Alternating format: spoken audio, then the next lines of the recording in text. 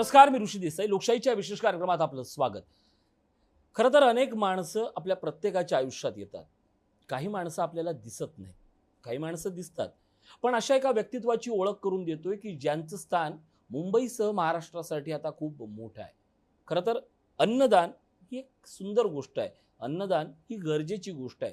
पण मागील काही दिवसात विशेषतः कोविडच्या काळात अगदी औरंगाबादपासून पुण्यापासून मुंबईपर्यंत एक नाव सारखं प्रत्येकाच्या ओठावर येत होतं, ते म्हणजे गादिया ग्रुप. आणि याच गादिया ग्रुपच्या कारकिर्दीबद्दल आणि त्यांच्या एका नवीन प्रोजेक्टबद्दल आपण बोलणार आहोत. आपल्यासोबत आहेत शिरीष गादिया. सर, स्वागत आपलं. खरं तर गादिया ग्रुप याने जपलेली जी ओळख आहे ती म्हणजे त्यांच्या प्रत्येक उपक्रमातनं जपलेलं प्रामाणिकता किंवा सच्चाई. म्हणजे अगदी सच्चाई हा तर आपला ब्रँडच आहे. म्हणजे कन्स्ट्रक्शनमध्ये सच्चाई ही गोष्ट ऐकायला मिळणं, पाहायला मिळणं हेच वेगळं असतं. त्याची सुरुवातच सच्चाईनं होते. मला तुमच्याबद्दल जाणून घ्यायचं आहे. मी अगदी मोकळा आहे, स्वच्छ आहे, आतून बाहेरून सारखा आहे. मला जाणून घेण्यासारखं एवढा मोठा पण नाही आहे, पण मी आय एम ओके. मी एक सर्वसामान्य कुटुंबातनं माझा जन्म झालेला आहे आणि माझे वडील एक प्राचार्य होते, प्राध्यापक होते. अत्यंत प्रतिकूल परिस्थितीत त्यांनी त्यांचं जीवनमान काढलं आणि आम्हाला जे काही आईवडिलांचे संस्कार मिळाले तेच आमच्यासाठी एक भविष्याचं भांडवल झालं आणि त्या भांडवलाच्या आधारे आम्ही करत चाललो आहे आणि सुदैवाने आम्हाला बऱ्यापैकी यश मिळतंय आणि समाधानही मिळतंय. समाधान नावाची जी गोष्ट असते ती जेव्हा तुमच्या कन्स्ट्रक्शनमध्ये उतरते आणि तुमच्या वास्तूत उतरते त्यावेळी ती गोष्ट अनेक आयुष्यांसाठी संसार बनताना किंवा जगणं बनताना मोठी असते. मला वाटतं 25 वर्षाचा काळ तुम्ही कन्स्ट्रक्शन बिझनेसमध्ये आहात. लोकांसाठी एक चांगली वास्तू निर्माण देणं ही त्यांचं घर नाही, माझं घर आहे, ही तुमची भावना होती. तर ते प्रोजेक्ट कसे आहेत आणि त्यातली काय यशाची पावती आहे? मी 1980 पासून 88-89 पासून घर बांधतोय. मी माझं पहिलं घर विकलेलं आहे 35,000 अरे बाप. आणि 75,000 मध्ये. मला आठवतं त्यावेळेसच्या काही गोष्टी की त्या 35,000 10,000 रुपये ग्राहकाला भरायचे असत होते. कामगार लोकांपैकी आमचे ग्राहक होते, त्यातलं 25,000 त्यांना लोन मिळायचं. 10,000 भरतानाही त्यांना त्याची नाकीनव यायची आणि गळ्यातलं मंगळसूत्र भरून ते पैसे डिपॉझिट करून आमच्याकडे बुकिंग करायचे. तर ती जाणीव, ती फिलिंग काही वेगळी. जेव्हा ते घरात राहायला गेले, त्यांची प्रॉस्पेरिटी झाली आणि त्यांचं सगळं आयुष्य तर समाधान. मला वाटतं या माणसानं आयुष्यभर आनंद कमवला आहे. निश्चित आनंद कमवला आहे आणि नो डाऊट बिझनेस व्यवसाय हा फायद्यासाठी असतो, पण एथिकल बेनिफिट्स मिळाले ना तर त्यात निश्चित आनंद.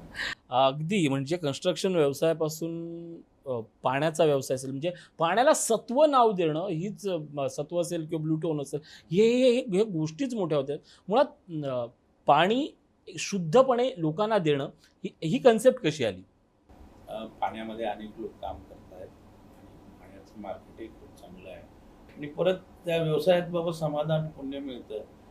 आपण कोणाचाही मोबदला त्याला समोरच्याला त्या गोष्टीचं समाधान घेऊन घ्यावं ही मूळ भावना आहे. त्याला धरूनच हे सगळे माझे तिन्ही व्यवसाय आहेत. आणि ॲक्सिडेंटली आम्ही कोविडच्या काळात या मंगलम क्लाउड किचनच्या ह्याच्यात आलो. आम्ही चॅरिटी म्हणून हा व्यवसाय सुरू केला होता. आम्ही कोविडच्या काळात साधारण 6 लाख पॅकेट औरंगाबाद, मुंबई आणि याला पाठवले. आमचा अजून जास्त पाठवायचा मानस होता. आम्ही सगळ्यांना आम्ही एअरलिफ्ट करून फूड पाठवण्यापर्यंत आम्ही तयारी केली होती. नक्कीच. आणि सुदैवाने जेवढं करायला मिळालं त्याचा खूप आनंद मिळाला. नक्कीच या विषयावर सांगतो, म्हणजे सरांशी उलगडून घेणारच आहोत. पण मंगलम क्लाउड किचन या विषयावर आपण बोलणार आहोत. त्याची सुरुवात कशी झाली? अनेक वेळेला असं वाटतं की एखादा मोठा व्यवसाय सुरू करायचा तर तो आर्थिक गोष्टीतनं सुरुवात होतो असं प्रत्येकाला वाटतं. पण कोविडच्या काळामध्ये लोकांना खायला अन्न नाही ही गोष्ट एका व्यावसायिक उद्योजक माणसाला आतनं कुठंतरी त्रास देत होती. आणि त्यावेळी त्यांच्यावर असलेले गुरुजींचे संस्कार, त्यांच्यावर असलेली संस्कारांची शिकवण यांनी ते पूर्णपणे पुढे घेत गेले आणि त्यांनी जवळजवळ 6 लाख लोकांना अशा पद्धतीचं फूडचं वाटप केलं. सर, हाच प्रश्न होता की जेवण देणं, अन्नदान करणं आणि ते सुद्धा औरंगाबादपासून ते अगदी मुंबईपर्यंत. ही गोष्ट सहज साध्य नाही आहे. कारण व्यावसायिक असणाऱ्या माणसाला प्रत्येक वेळेला पैसाच दिसतो. थोडंसं वाईट वाटेल, पण इथं तुम्हाला नेमकं काय दिसत होतं? नाही याच्यात म्हणजे एक प्रकारे सेवाभाव तर होताच, पण आम्हाला एक अपॉर्च्युनिटी पण वाटली, खरं सांगतो मी तुम्हाला.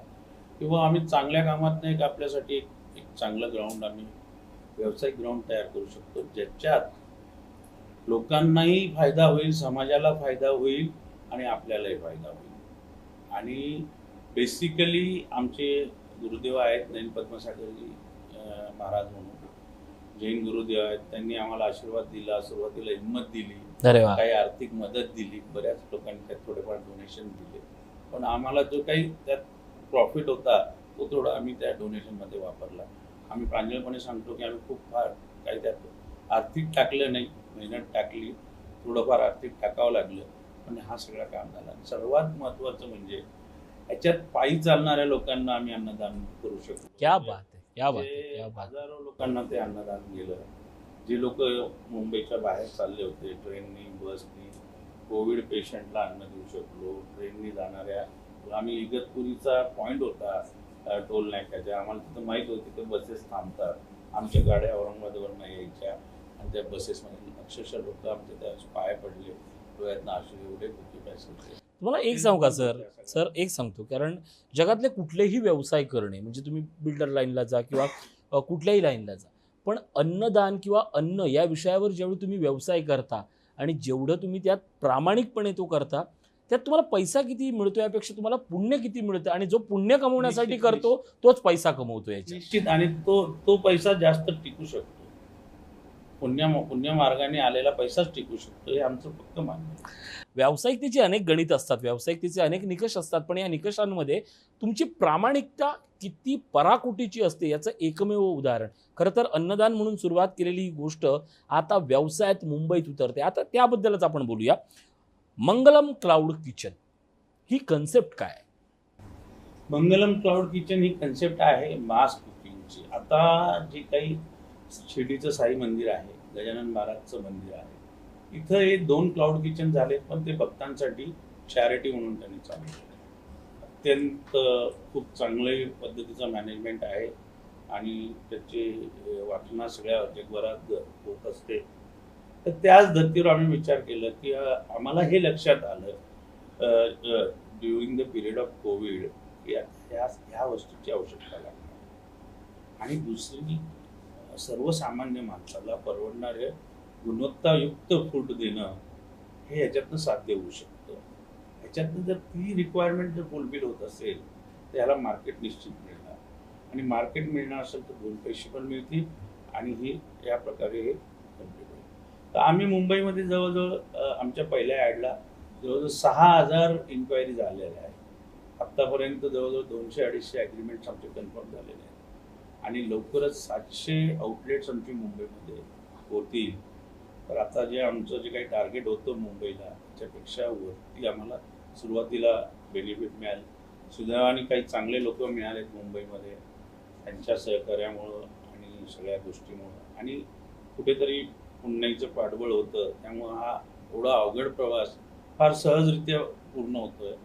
निश्चित त्यात माझ्या परिवाराचा सहयोग आहे. माझी पत्नी स्नेहा गादिया, माझी 3 मुलं आहेत, वेदांत आणि सिद्धांत आणि सिद्धी, ह्या सगळ्यांचं, आणि माझी सुनबाई आहेत, 2 सुना आहेत, 1 नात आहेत.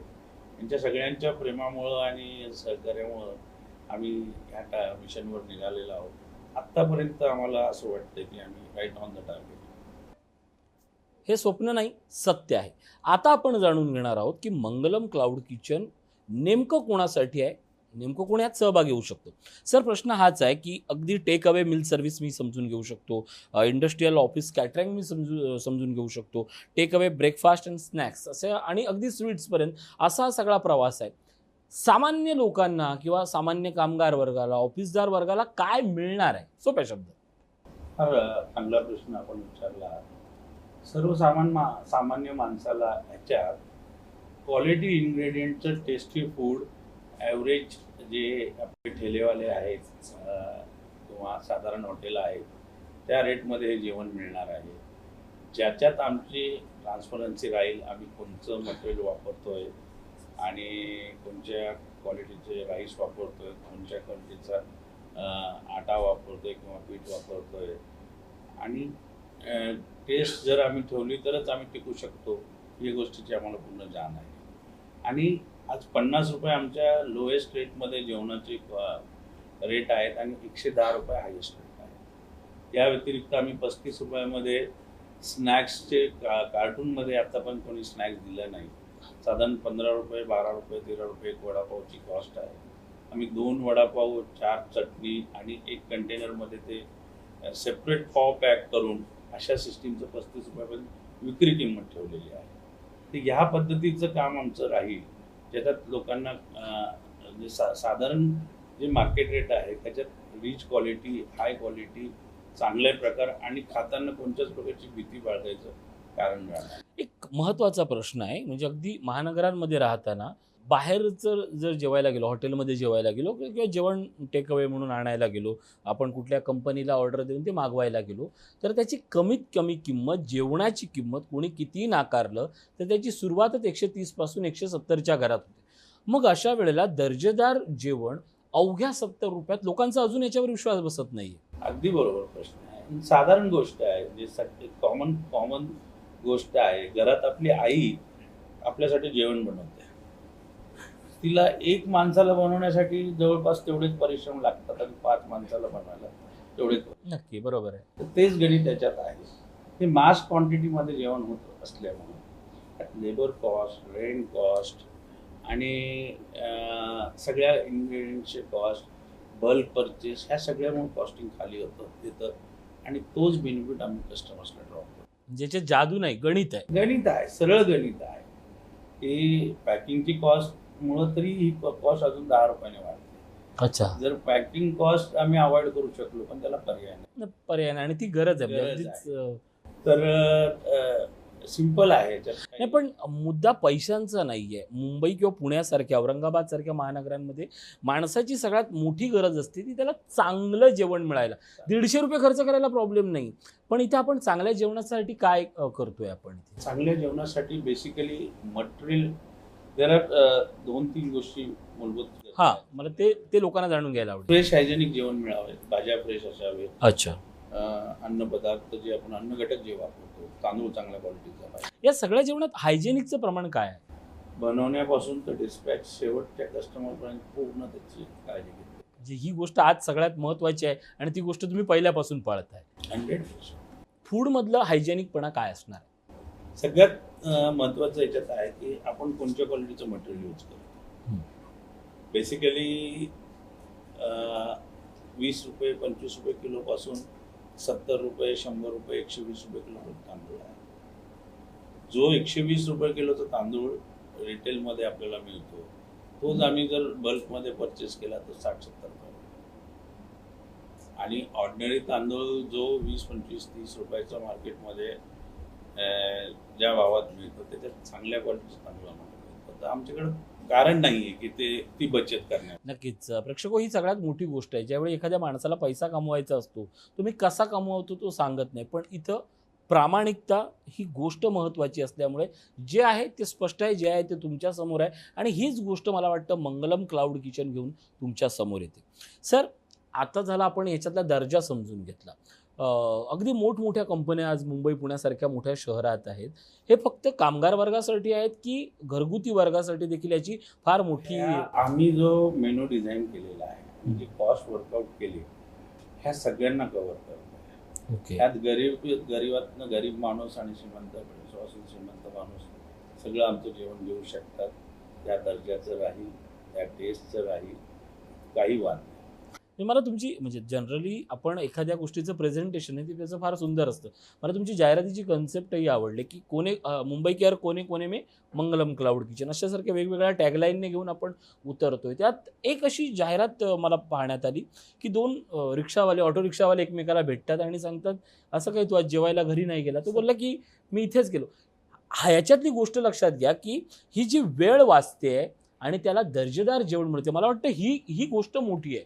खरी गोष्ट आहे, कारण की आज रिक्षावाल्याला 2 घंट्याचा धंदा सोडून घरी जाण्या येण्याचं पेट्रोल खर्च लागतं आणि घरी जाऊन त्याला जेवण घेऊन यायचं किंवा जेवून यायचं, त्याच्यापेक्षा त्याला अशा पद्धतीचं जेवण मिळालं तर निश्चित त्याच्या फायद्याचं राहील.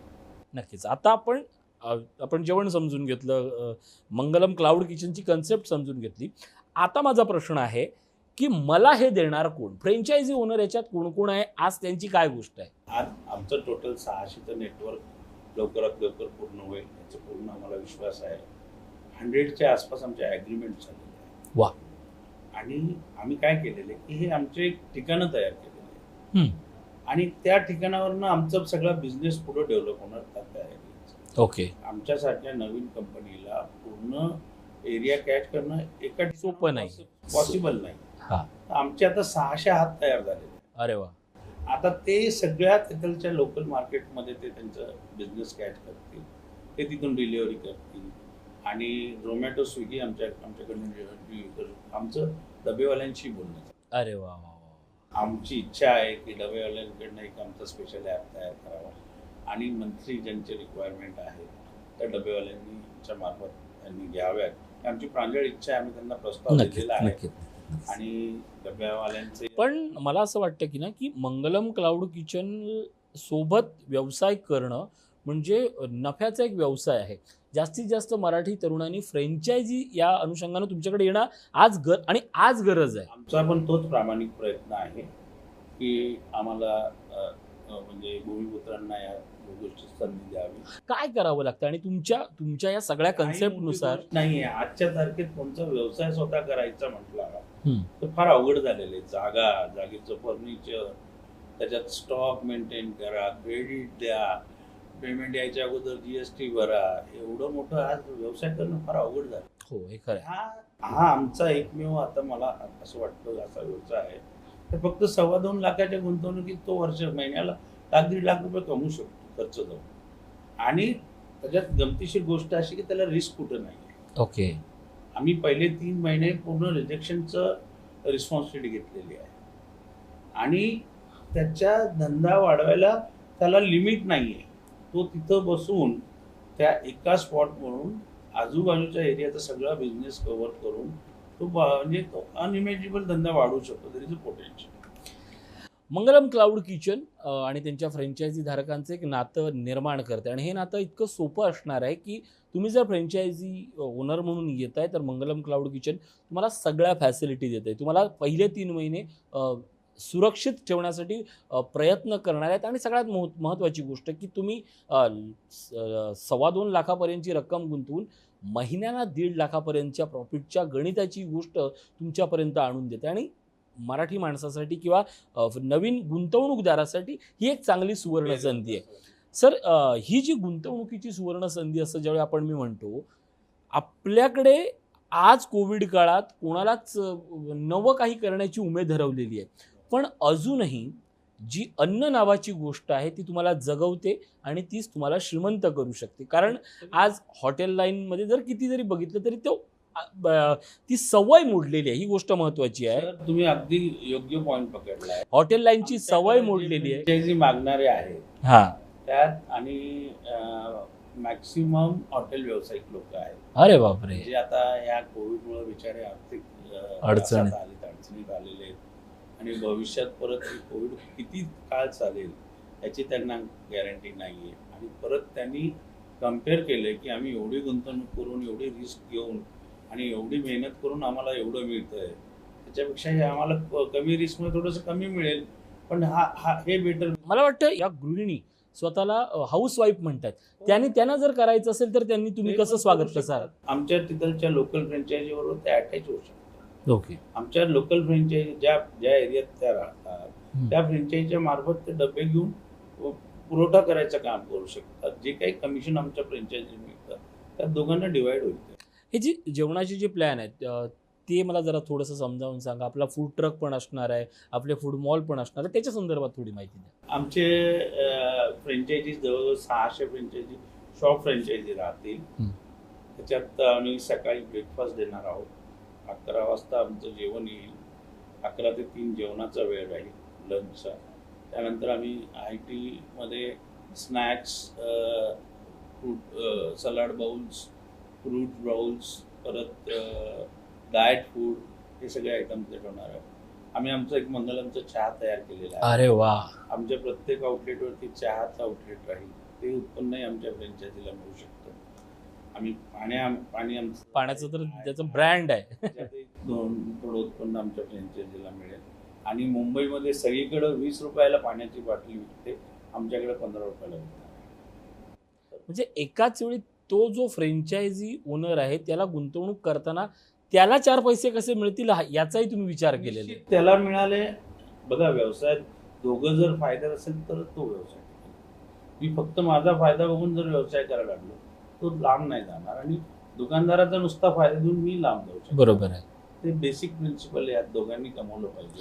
आज हॉटेल व्यवसाय सुरू करावा अशी जी प्रत्येकाची इच्छा आहे त्याची जर सुरुवात बघायला गेली तर आज कामगारांचा वर्ग, तुमचं गॅसचं गणित, तुमच्या लाईटचं गणित, तुमच्या जागेचं गणित, या सगळ्याला सुंदर पर्याय म्हणून मंगलम क्लाउड किचनचं तुम्ही काय वर्णन कराल? निश्चित सुंदर पर्याय आहे, सेफ पर्याय आहे. आणि आता जे काही आपण फायनान्शियल क्रायसिसमधून पूर्ण आपला देश जातोय बिकॉज ऑफ कोविड, तर ह्यामध्ये हा एक थोडासा आशेचा मार्ग असू शकतो अशी आमची भावना. नक्कीच, कारण ही गरज आहे. बेसिकली हा व्यवसाय ही एक गरज बनली आहे. अनेक लोक बेरोजगार झालेले आहेत, नोकऱ्या गेलेल्या आहेत, मोठ्या मोठ्या सॅलरीचे लोक बेरोजगार झालेले आहेत. आणि शेवटी काय आहे की जसा काळ येईल तसा माणसाला ऍडजस्ट करावं लागतं. आपल्याला काही पर्याय उरत नाही की पूर्वी माझं ऑफिशियल काम होतं, मला एवढा स्केल मिळायचा, तेवढा मिळायचा, पण जर नसेलच तर किंवा माझं एवढं गोष्ट कशी आहे की पगाराच्या बद्दल तो एक वेळ तडजोड करू शकतो, पण त्याला जेवण जर चांगलं मिळालं नाही तर तो काहीच करू शकत नाही. आणि ती गोष्ट मंगलम क्लाउड किचनच्या माध्यमातून समोर येते. सर, हे झालं मुंबईपुरतं, तुमच्या फ्रँचायझीपुरतं. पण गाधिया ग्रुपची सुरुवातच पाहिली ती हे माणूस थांबणारं नाही आहे, यांचं विजन थांबणारं नाही आहे. पुढचेही तुमचे मोठे प्लॅन आहेत. महाराष्ट्रातल्या शैक्षणिक क्षेत्रापर्यंत तुम्हाला पोचायचं आहे. त्याच्या संदर्भात काय प्लॅन आहे? डिझास्टर संदर्भात आपण एक मोठी योजना केली आहे, जी गोष्ट दिल्लीतनं पाठबळ मिळते आपल्याला. आता काय झालंय की फॉर्च्युनेटली या सगळ्या ऑटोमॅटिक ऑपॉर्च्युनिटी क्रिएट होत चालल्या. जसं आम्ही हा मुंबईला प्रकल्प चालू केला, आम्हाला अनेक ठिकाणाहून, बेंगलोरवरनं वाड्याला एक प्रसिद्ध मिठाईचे व्यावसायिक आहेत मुंबईमध्ये, त्यांनाही हा कन्सेप्ट आवडला. ते म्हणजे मी वाड्याला हे चालू करतो. पुण्यावरनं काही आम्हाला इन्क्वायरी आली, दिल्लीवरनं आली आहे. मग आम्ही विचार केला की आता ह्याला जर एक्सपान्शन करायचं, आपण एक बिझनेस मॉडेल तयार करू. आता ते बिझनेस मॉडेल घेऊन आम्ही लवकरच लोकांमध्ये येतो. आमची अपेक्षा आहे की फार थोड्या काळामध्ये हा पूर्ण भारतात तुम्हाला मंगलम क्लाउड किचन दिसतील, एकाच सिस्टीममध्ये, एकाच शिस्तीमध्ये, आणि एकच मोठं घेऊन अनेक ठिकाणी तुम्हाला हे होईल.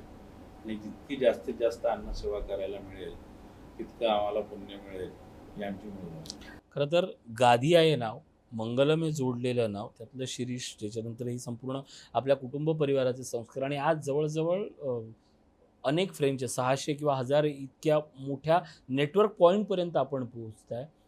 आपलं आता पुढचं विजन काय आहे? आमचं पुढचं विजन तर आता हा जो टास्क आम्हाला मिळालेला आहे, जे काही प्लॅटफॉर्म मिळालं आहे, ते आम्हाला खूप पुढपर्यंत आम्हाला चालवायचं आहे. मूळ बेसिक ते आहे. याच्याबरोबर आमचं जे बिझनेस मॉडेलचं जे आहे पूर्ण भारतात त्याचे ब्रँड करून एक मोठ्या कंपनीचं स्वरूप यायला होईल. आणि आपल्या राष्ट्राचा तयार अन्नाचा एक दर्जा कसा सुधारता येईल ते ध्येय समोर ठेवून आम्ही काम करणार आहोत. आणि सुदैवाने जसं देव यश देईल ते शेवटी दैवावर आणि देवावर आहे. आपण आपले प्रामाणिक प्रयत्न करू, सगळं देवाच्या. सुरुवातच प्रामाणिकपणापासून, सुरुवातच सच्चाईपासून, सुरुवातच पाण्याच्या व्यवसायापासून, घर नावाच्या बांधलेल्या एका नव्या कन्स्ट्रक्शनपासून ज्या माणसानं सुरुवात केली, ते गाधिया ग्रुपसाठी शिरीष गाधिया आपल्या समोर येत आहेत मंगलम क्लाउड किचनच्या निमित्तानं. खरं तर जेवण ही कुठल्या प्रांताची गरज नाही, जेवण ही जगण्याची गरज असते, जेवण ही प्रत्येक माणसाची गरज असते. याच सगळ्या गोष्टींना मूर्तरूप देण्यासाठी मंगलम क्लाउड किचनच्या माध्यमातून तुमच्यापर्यंत, प्रत्येकापर्यंत येऊन पोहोचणार आहे एक असं दर्जेदार अन्न, आणि तेही अवघ्या माफक दरात. धावणाऱ्या मुंबईची, धावणाऱ्या महानगरांची गरज भागवताना या सगळ्याच्या निमित्तानं ते अन्न तुमच्यापर्यंत पोहोचवणार आहेत. पण हे अन्न पोहोचवणारे फ्रँचायझी ओनर आहेत, ते फक्त पैसा कमवणारे फ्रँचायझी ओनर राहणार नाही आहेत, तर ते अन्न दूध बनणार आहेत. प्रत्येकाचा फायदा असणार आहे. व्यवसायाची एका मोठ्या स्केलवर संधी कोविडच्या काळातही, हा शब्द अत्यंत महत्त्वाचा आहे, कोविडच्या काळातही संधी निर्माण होते आहे. आणि हाच पैशाकडे ओढणारा, जेवणाला जगण्याकडे ओढणारा आणि वर्तमानाला भविष्याकडे नेणारा विचार असणार आहे. मंगलम क्लाउड किचनच्या या परिवारात तुमचंही स्वागत आहे. तुम्हालाही जर संपर्क साधायचा असतील, जे स्क्रीनवर जे नंबर दिसत आहेत त्या नंबरशी तुम्ही संपर्क साधा. तुम्ही हाऊसवाईफ असाल, तुम्ही नवीन गुंतवणूकदार असाल, किंवा तुम्हाला तुमच्या कंपनीत मंगलम क्लाउड किचन सुरू करायचं असेल, तर जे स्क्रीनवर नंबर दिसत आहेत त्या नंबरशी संपर्क साधा आणि या जगा श्रीमंत व्हा. सर, इथं आलात, खूप सुंदर मार्गदर्शन केलं, धन्यवाद आणि आभार. Thank you very much sir.